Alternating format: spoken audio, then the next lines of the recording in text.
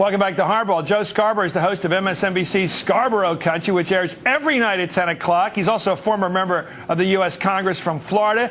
Maybe someday he'll be bigger than that, even that someday. Joe, let me ask you, as you watch this from the perspective of former membership in the Congress, and you see all these members now giving back money and obviously getting a little nervous about this guy, Abramoff, how does he fit into the picture you recall from the Hill?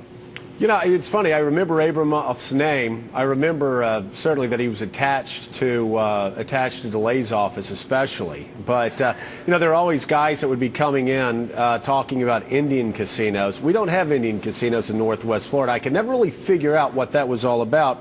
Now I'm starting to figure out what it's about. It's interesting, though. It's funny. I'm listening to Bob Bennett. I guess my biggest take on this is that this seems so much the way that business was done in Washington, D.C. Bob Bennett's on, and he's telling you that some lobbyists take people golfing and expect them to drop bills a few days later or vote with them, and they're expecting something in return for their favors.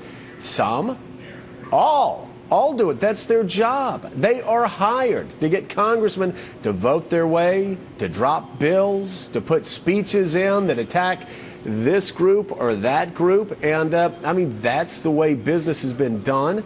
And unfortunately, it's a dirty, nasty system. And I got, you know, Chris, the first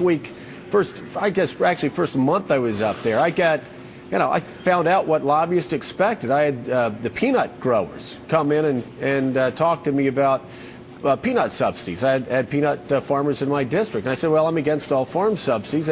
They smiled, and I smiled back, said, thanks a lot. Thank you so much for being honest with us, Congressman. They walked out of the office. The next day, I got $10,000 worth of checks. The vote was the coming week. I ended up voting against their subsidy bill anyway, after they gave me $10,000 in checks. And my chief of staff came and goes, boy, those peanut guys are, I won't say what he said, they're really ticked off at you, Joe. I said, why? I told them how I was going to vote. And he said, that's not the way it's done up here. They gave you the money. You were supposed to vote their way. And again, I didn't hold it against the peanut subsidy guys. I said, you know, it hit me then that members were dirty. You give them money, they switch their votes. Try to decipher this. A member of Congress, somebody you know, once told me that you could go into a subcommittee and you'd be sitting around the room trying to figure out how to mark up a bill or how to begin to approach it.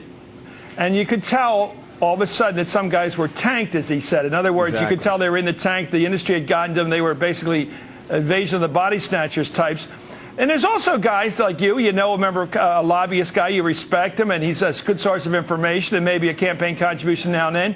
But you're not owned by the guy. He can get in the door, maybe spend 10 minutes with you, but you can also say tough luck. Right. Where's the line? I think the line is, and I saw the report on Denny Hastert getting money from Abramoff, $21,000 at a fundraiser that David Schuster reported. A week or two later, he writes a letter that helps an Indian casino that Abramoff supports. I think that's going way over the line. Because he doesn't have Indians in his district. He's clearly, this guy, Robert Ney, making some push in the congressional record for some business deal down in Florida, trying to screw some enemy of a business deal. There's nobody in Ohio's got